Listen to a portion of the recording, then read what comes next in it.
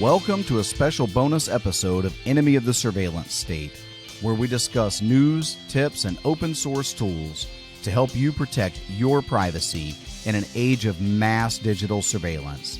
I am your host, C. Mitchell Shaw, and this week I've got a couple of special announcements to make about the direction of the show and some things that are going on. So stay tuned for this week on Enemy of the Surveillance State.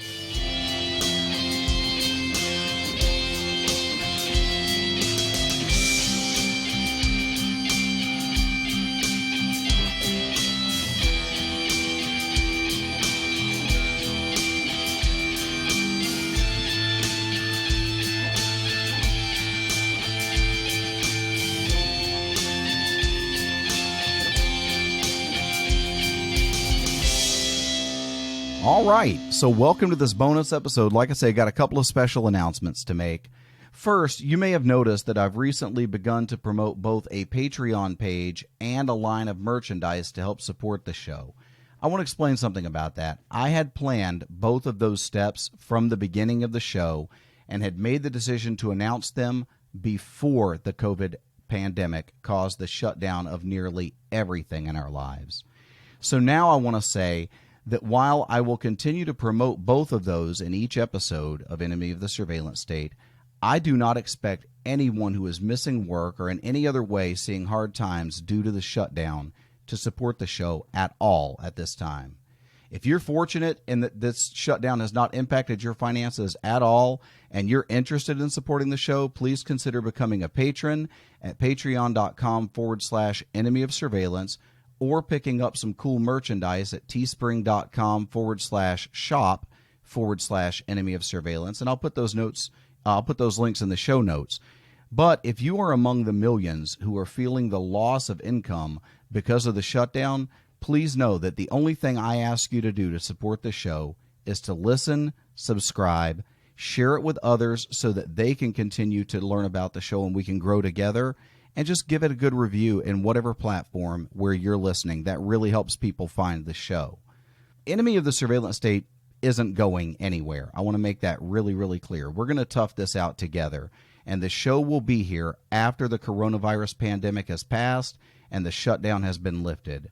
Also, please know that I'm keeping all of you in my daily prayers.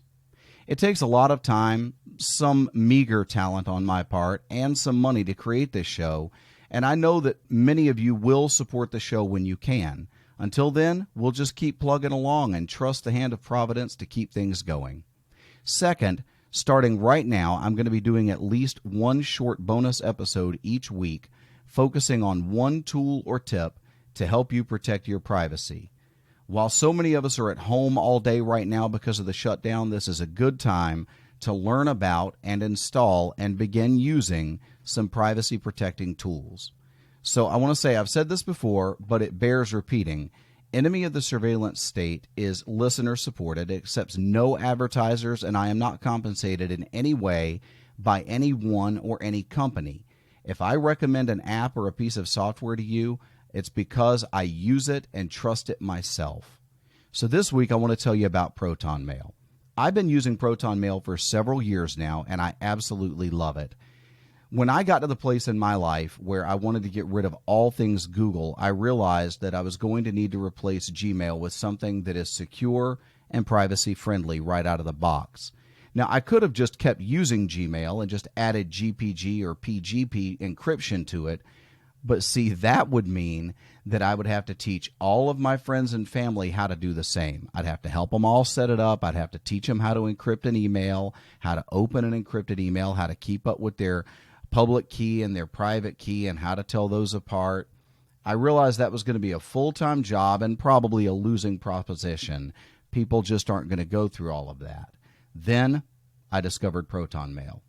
Protonmail is an end-to-end encrypted, zero-access email service with the servers stored in Switzerland so that they are outside of both U.S. and EU jurisdiction. You really can't get more private than that. So to explain end-to-end encryption, it happens like this. When I create an email, that email is encrypted on my end, on my device, okay? So it never lives on the internet. It never travels from my device to another device in an unencrypted or open form. It's never plain text. That email is encrypted on my end.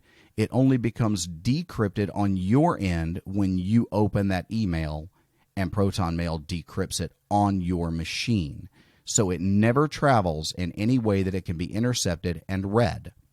But what about when it's being stored on their servers, though? Okay, that is where the whole zero knowledge or zero access thing comes in. Protonmail does not know my password. Now, that's good news and bad news. It's almost all good news. The only bad news there is if I ever forget my password, I will lose access to my email. And there's nothing the good folks over at Protonmail can do other than wipe that account back to zero and allow me to set up a new password. I will lose every email that has ever been sent or received on that account if I ever lose my password. So next week, we're going to talk about how to secure your passwords, because if your password is anything that somebody could guess, it's not really a password. And we'll talk about the difference between passwords and passphrases and why I prefer passphrases, even though I use the phrase password. Okay, so we'll talk about that next week. But zero access means that even the folks that are operating these servers do not have access to the unencrypted or plain text version of anything that I store on their servers. And again, their servers are stored in Switzerland, not the United States or the European Union, so they cannot be served a warrant. And even if some intelligence agency stormed their facilities and seized the servers and pulled all the hard drives out and took them back to their lair and tried to crack into them, they couldn't, because this encryption cannot be broken. My password is such, I can tell you that, my password is such for Protonmail that before they would guess they'll never guess the key. The password unlocks the key unlocks the email. It undoes the encryption, okay? They'll never guess the key. That's mathematically impossible. My password is such that it would take a supercomputer many, many years to crack that password. Chances are the hard drive will have decomposed and gone back to the elements of the earth before they get into it, so I'm really not concerned about it. Now, I found it really, really simple to set up an account and migrate all my contacts from Gmail. Then what I did, and this is what you're going to need to do, because people are going to keep sending emails to your Hotmail account or your Gmail account, or God forbid you're still using Yahoo. They'll be sending emails to those accounts because people just don't take changes. What I did was I sent out a sort of change of address email. Hey, everybody, I'm migrating over to Protonmail because I care about security. I'm no longer going to be using Gmail. So in the future, please send all emails to, and I gave them my Protonmail address. Okay. For the show, by the way, if you want to reach out to me for the show, that email address is enemyofsurveillance@protonmail.com. That is not my personal address. So for my personal address, I sent out all my contacts that email, and I did that once a month for 3 months. Then I just noted those people that were still sending stuff over to my Gmail account, and once every 2 weeks for 2 months, I sent those people that same email again. Hey, I notice you're still sending stuff to my Gmail account. I don't really check that often, and the day is coming when I'm just going to abandon it, so you need to switch over and start using my Protonmail account. And then the final month, I sent that message out once a week. At the end of that week, I simply abandoned my Gmail account. Haven't checked it in ages. I've been using Protonmail for years. I finally last week decided, out of curiosity, to check that Gmail account, and there are some scores of thousands of messages in there, but they're all spam. All of my friends, all of my contacts now reach out to me at my email address at protonmail.com. So that's the recommended sort of sequence of things. That's how I recommend that you migrate from one email that doesn't protect your privacy or respect your privacy to an email that does protect and respect your privacy. And I recommend that you look into Protonmail. There are others out there. If you want to do a search, have at that. And if you find something really great, email me at enemyofsurveillance@protonmail.com, and I'll check it out. So Protonmail also has a really great mobile app that is simpler and easier than the Gmail app. It really merges privacy and convenience perfectly. It makes it a simple matter. I just pull out my phone, I use my thumbprint or a password or a pen to unlock my Protonmail box, okay, because it stores my password in there. My encryption password is stored in a key ring on my phone. This is all done automatically. You're not going to need a degree in rocket science to make this work for you and to be secure. And then you can send and receive emails.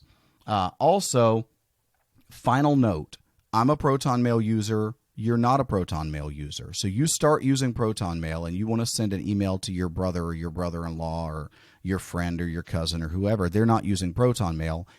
So that's not going to be an encrypted email, right? Bummer. Well, Protonmail, the good folks over at Protonmail thought hard about that, and they actually cracked that nut and solved that problem for you.